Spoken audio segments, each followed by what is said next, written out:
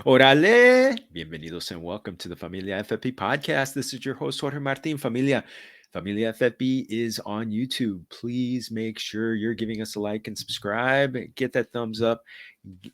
Subscribe because you're going to keep getting information like what we're dropping here because it's NFL Insider Series time. We're going 32 for 32. We're going to get information from the folks who are behind the lines and covering the teams, and they're able to give you the best of the best information. So that's going to help you on your fantasy, on your betting, everything. And also make sure when you go to, speaking of fantasy, when you go to underdogfantasy.com, use the promo code Familia23 or Familia23 if you want to put it in Spanish.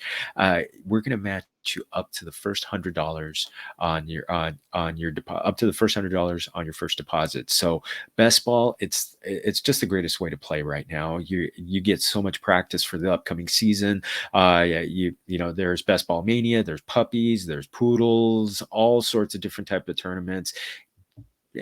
Get in with the best of the best players because everyone's playing best ball. So let's get into those underdog streets again. Familia 23 and Familia. I love that so many people are coming back to do the NFL Insider Series, and our invitado de lujo is definitely one of them. I mean, just someone I really enjoyed chopping up with last year. We're getting earlier because actually we have football to talk about in the Dawg Pound. Again, it's Emmett Golden. You can find him at eGoldie80 on Twitter, but you know what? You find him all the time on ESPN Cleveland. He is one of the co-hosts of the Emmett and Jared on ESPN Cleveland. So next level with Emmett and Jared on ESPN Cleveland. So I'm going to give a big shout out also to our mutual amigo Bob Harris for connecting us last year, because Emmett has just been a great fountain of information when it comes to all things Cleveland. So let's get into it. Bienvenido, Emmett Golden, mi amigo, estás en tu casa. Welcome. Thanks for joining us. No, thanks for having me again. Had a lot of fun last year and was excited to have the opportunity to do it again. Oh no, it's awesome. Well, you know what? We're just getting out of training camps, and as I mentioned, we're on in the early part of the NFL Insider Series. The Browns being one of the teams that finished OTAs and minicamp on the earlier side. So I kind of want to delve in. The reports have been coming out, and a lot of people have been talking about Deshaun Watson as a possible kind of like comeback story. I don't even know what you want to call it, or just going back to being good. Everything that is the passing game. Are all these reports that the passing game is going to kind of take a big step forward this year? Is this something we can look forward to?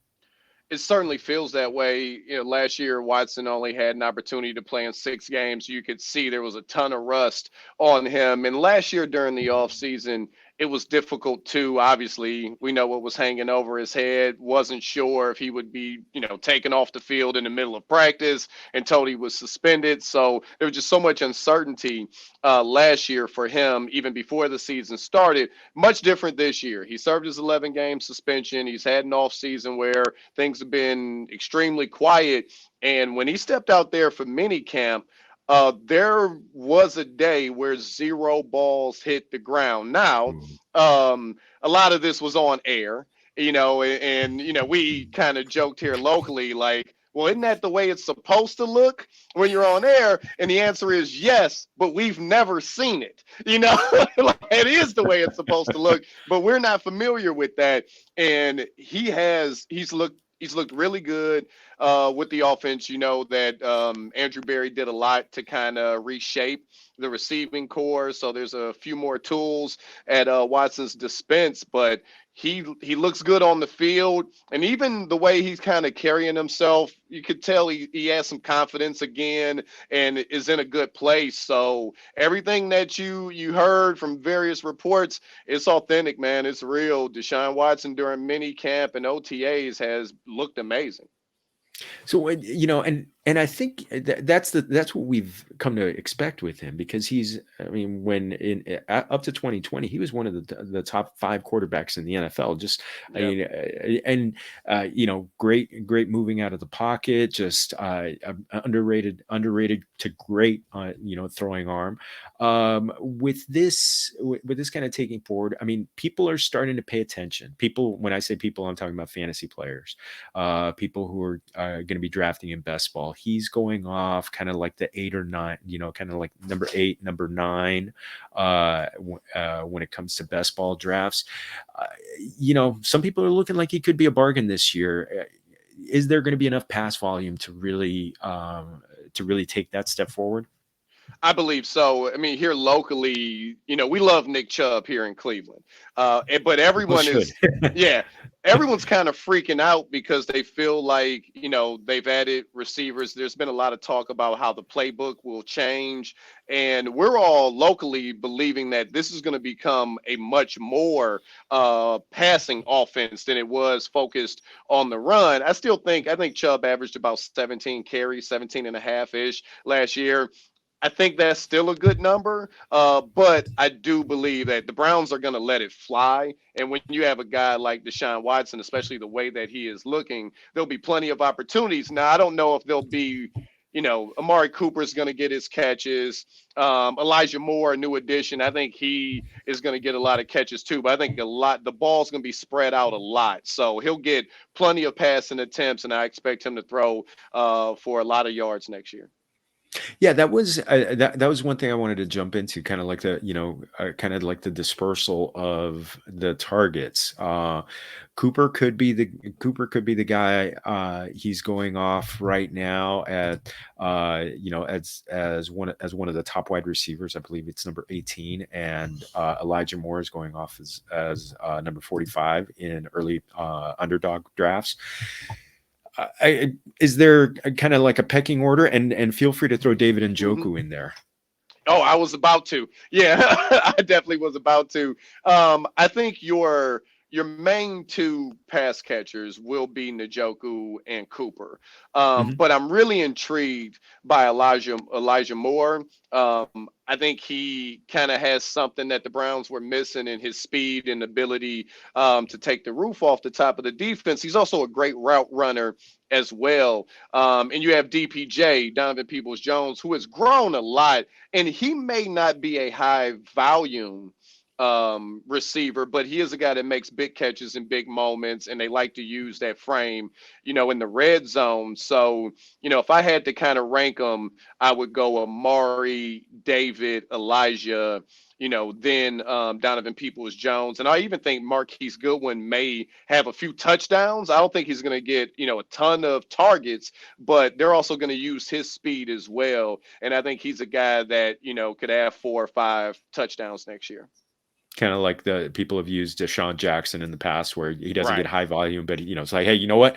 Let him run past the defense and Yeah. and throw it Yeah, up he there to might him. have 2 catches, but one of them may be for 65 yards, in a touchdown, or maybe he has 5 catches, but one of them is 55 yards or something like that. So I think they're going to use him in a variety of ways, jet sweeps, things of that nature, and they're going to utilize his speed. But I think he's a little lower on the pecking order because I think before they really showcase him, I think Nick's going to get that. Nick Chubb will get that attention, before they really focus on Marquise Goodwin. Now, you talked about Njoku getting more targets than Elijah Moore. I mean, right now, I think people are starting to take notice that he could be a very important player in this offense this year. Yeah, he's fast enough, that linebackers can't cover him, and he's way too big for safeties, to cover him. So he's a matchup nightmare. David, early on in his career, had issues with drops, and he seemed to have really improved that. That hasn't been an issue over the past couple of years. They like David a lot. They like him in the red zone as well. So I know they look at him as a foundational part of this offense. They look at obviously Deshaun, Nick. David and Amari. I think that is who they would say would be the core of their offense. And those are the guys that I think will have the majority of the opportunities. And David's on the verge of breaking out and having a huge, huge year. You understand it at times when you see some of the quarterbacks he played with. You kind of get it and go, okay, it takes two to tango in a passing game. But I think he's on the verge of breaking out, and we know that Watson will utilize tight ends as well. So I'm expecting David to have a really good year. Yeah, it's in his Houston days. He always seemed to have Yeah. a tight end who was helpful to him. Plus, the Stefanski offense, doesn't it? Isn't it also pretty favorable to the tight end? Yes, with they're changing it. Now, there was a Oh, time okay. when there was three tight ends on the field on a regular basis. That's not going to be that way this year. I think you're going to see a lot of three receiver sets Hmm. out there, and David being the one tight end on the field. I do think they will go two tight ends in some situations, but what it sounds like, just kind of talking to people covering the team and being around the team, it sounds like it won't be three tight ends as much, that with a quarterback like Deshaun Watson, that they're going to utilize receivers a lot more than tight ends this season. No, okay. Well, I love the sound of that with with the tight end targets being kind of concentrated with Njoku. Yeah, Cooper led the team with 132 targets. I wanted to ask a question specific to him. He had kind of a strange season where he was a lot better at home last year, Yeah, and which was kind of strange. But again, are we looking at pretty similar target share for him? Which I I think that believe would be so. spectacular. Yeah, I believe so. I mean, maybe he even gets a few more. He was dealing with a core injury Mhm. last year, which wasn't highly publicized. He had surgery in the off season, and he was out there, at mandatory mini camp, and he looked good. So I expect him to be 100% healthy. And if he was able to put up the numbers he put up while maintaining an injury throughout the season, if he walks into the season healthy and is able to stay healthy, then I think his production could increase. And also having a full year with Deshaun Watson, you play the Oh, first yes. 11 games with Jacoby Brissett, who did a good job filling in, and then you switch quarterbacks. You got to kind of find that chemistry, have an entire off season, entire mini camp, training camp, and then get into the regular season with the same quarterback. I think will benefit Amari a lot. Oh, outstanding. Well, you touched on Nick Chubb a little bit, mentioned him a little bit. So he got 302 carries last year, which was amazing. I know Kareem Hmm. Hunt was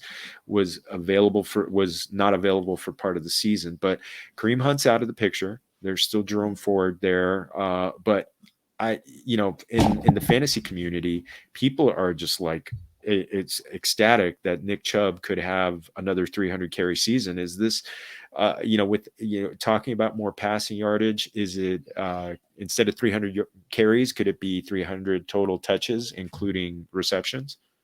I like 300 carries. I actually think he could get Oh, back to that number. And even if this is the thing I try to tell people in Cleveland to relax on a little bit, if the Browns have the lead in the fourth quarter, they're not going to sling it around. And we're expecting the Browns would have, to have a really good offense. Then they're going to pound Nick Chubb. So I like the 17 and a half carries a game number for him. And I think it could go up if this team is winning games and they're able to have leads and take leads into the fourth quarter. Nick Chubb's the best closer in sports, better than anybody playing baseball right now. You put Nick Chubb on the field in the fourth quarter, he's just going to get you 5 yards a pop, and it's going to be tough for the defense to stop. So I think Nick will, at worst, give you the same production he gave you last year. And if the Browns offense is prolific in the first half and early on in games, then I think Nick will really they'll really lean on Nick in the second half and in the fourth quarters. yeah, you know what, and I think it's and honestly, he's still gonna be very important. Jerome Ford, is he gonna be just kind of like kind of spelling Nick Chubb here and there, but not have a very prominent role? Yeah. Yes, he'll take over what Kareem Hunt did last year. Mhm. Third down back. I think they kind of want to see his hands. He was a returner last year, so I think they feel good about his ability to catch the ball. But yeah, Ford is moving right into Kareem Hunt's role. So the carries and the opportunities and the passes that Kareem got, you'll find Ford the same way. Oh, awesome. So let's get into the offensive line a little bit. This is a team that's, really invested a lot in the draft. When it comes to the line, I mean, is this still considered to be one of a top unit? Absolutely. Again, and when healthy, and I think the biggest question has been, at right tackle, Conklin has been banged up over the past couple seasons, but they did extend him, so I know that they feel really good about him. Wyatt Teller, you probably got the two best guards in all of football, and Teller and Batonio. They complement each other so well. With Teller really being the bulldozer, and having Batonio as the technician, and Ethan Postage at center, who, I mean, he earned the contract. He was a guy that, they said, hey, we need a center. We're looking for somebody. They put him out there, and he performed so well that they had to bring him back, and they're really happy to have him back. And then, Jed Wills at left tackle. He's cursed because he took over for Joe Thomas. So around here in Cleveland, a lot of people are disappointed with Jed. I'm not so much, because I'm not holding him to a Hall of Fame standard, which I think can be, dangerous. But I think he's been really solid, and I expect him to improve as well. So we know they can run block. We know that for sure. The difference with the offensive line is, will the clock that they have in their head, they're going to have to change it, because Watson will hold on to the ball Oh, and move behind the line of scrimmage. And late last year, they had a hard time with that. Guys would stop blocking, thinking the ball is out, and Watson still is running around, behind the line of scrimmage. So I think that's something. But in the preseason, in training camp, I think they'll get used to that. They're great, but that's the only question I kind of have, is how long will it take them to get used to having a quarterback that's mobile and that will extend a play. oh, fantastic. Well, let's get into the other side of the ball real quick. You still got Miles Garrett, one of the best D linemen in the game. Got Denzel Ward on the backside. Is this team, a team that's going to be a defense that's going to be better against the run or the pass, or maybe skilled at both? Yeah, I mean, I expect them to be good against the pass for sure. The run, we'll see. They made some moves at defensive tackle, because they just got destroyed in the run Yeah. last year. I mean, they couldn't stop it. That was their Achilles heel. They've also, bringing in Jim Schwartz.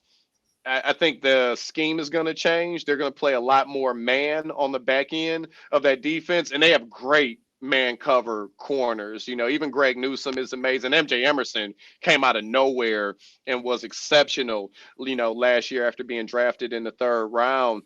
And then you got the pass rush. Zadarius Smith, you bring him in, and I can tell you he's the first guy, in a positive, fun way, that I've seen challenge Miles Garrett. And at mini camps, he's, let's go. Hey, let's see who can get off the ball the fastest. And he's kind of, I think that's going to make Miles better. And Miles is already great. So you have two guys that are kind of competing with each other for greatness and for sacks. I expect the defensive line to really get after the quarterback. The run will ultimately see if the two, Yeah. the bringing in the defensive tackles, bigger guys. They drafted Ika this year, and just to see, out of Baylor, I believe, but just to see if those big bodies can clog some stuff up, because their linebackers had a problem last year with linemen getting to the second level, and they couldn't get off those blocks. The Browns have fast, for lack of a better term, small linebackers. And that's probably the one area that there's little concern at, and we have to see if it was fixed in the offseason. How great is it to just be talking about football when it comes to the Browns? It's amazing. It is amazing. It's so a lot of people only heard the national coverage, and it was a lot, but there's so many other things going on that people took breaks from it, and they had other things to talk about. Here in Cleveland, we talked about cases and documents and accusations almost every day for 9 months, pretty much for 7 to 9 months. It was exhausting. It was a minefield too, because you could say something without meaning any, ill will against anyone, and it could be flipped, and your public enemy after that. So it was stressful.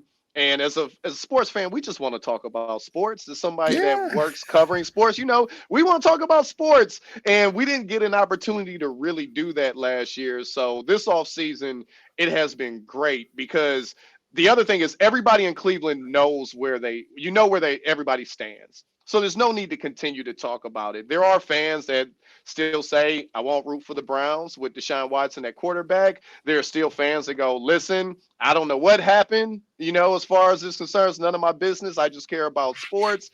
And then there are other fans that say, I back Deshaun Watson 1,000%. I think he's going to lead us to a Super Bowl. So those discussions aren't happening. We're just talking about football now, and it's amazing.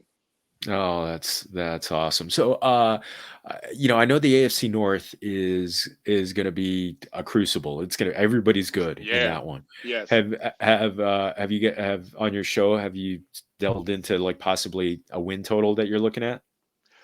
Yeah, we've been kicking that around ever since the schedule came out. I know a lot of the sports books have the Browns total at 9.5. I like them to win 10 games this year. We know how the NFL is. A play can swing, a lot of games one way or the other. I believe the Browns, who lost 10 games last year, had 5 games decided by less than 3 points. So that's less than a field goal. It could have swung either way. I think there'll be a lot of tight games, especially in the AFC North, but I like the Browns at about 10 wins. But ultimately, I think the AFC, period, will kind of cannibalize each other, because the quarterback play in the AFC is going to be tough every week. I mean, it's going to be. I mean, they're just. I mean, you could put like just almost like a playoff atmosphere around at least one AFC matchup every week, Yeah. and so I think it's going to be awesome. I think it's going to make for a great football season this year. Just I'm stoked. I'm stoked, and I'm glad for your sake that it's just talking about football. So good Me things, too. good Yeah. times. So we're gonna close out with one non-football. Any late Mexican food takes from your end? I can tell you this. My wife and I are going on vacation. We're going to Vegas at the end of the month. We're staying at the Luxor, and they have I believe it's Diablo Cantina there Yes. on site. I'm looking forward to that. I'm really, really looking forward to that, and to see what type of just different plates and what type of drinks and everything that they have. So that's my take is excitement, because my wife and I, love Mexican food, and when we found out that they had that restaurant at the resort we were staying at, we're like, yeah, we're definitely hitting that up, probably often. We'll be there for about 4 days. I think we'll visit that place more than once. Oh, it's good. You know what? I've got I'm gonna have my Vegas insider coming up, and Okay. so I'm gonna get some recommendations from him, and I throw some because I know there was a place, I believe it was like Jose's or something like that. So Okay. that has really good stuff. So awesome, awesome. Yeah, Well, pass it along. I'm glad you're gonna enjoy. I'm glad you're gonna get a little break, because I have a feeling it's gonna be pretty hot and heavy season for you out in Cleveland. This in the Dog Pound. It's gonna be pumping this year. Yeah, we're looking forward to it. Oh man! All right. Well, let's close up shop. What anything you want to promote that's coming up? Yeah, follow me on Twitter at eGoldie80. You can listen on the ESPN app, the next level, 3 to 5 Eastern, on ESPN Cleveland. And you can catch me on ESPN Radio, filling in a lot of times for Ian Fitzsimmons or Freddie Coleman from 9 to 1 on ESPN Radio. And even on the weekends, doing the national thing as well. So ESPN Radio, tune in. You'll probably run across me. Oh, outstanding. Outstanding. Well, Familia, like I said, it's great to be talking about football in Cleveland again, football only. So again, make sure you're getting the underdogfantasy.com, since we're talking about dogs. Underdogfantasy.com. Go to use the promo code Familia23, and you're going to get matched up to the first $100. And also, again, we're on YouTube, Familia FFB. Give us that like and subscribe, and you will not be disappointed. You're going to get content just like this because we're hitting all 32 teams. We're going to be done sometime around the beginning of training camp. Can't wait to have to keep bringing that to you. They're great insiders like our amigo Emmett. Once again, Emmett, muchas gracias for joining us. Thank you everybody for joining us, and remember, todos somos familia. Salud.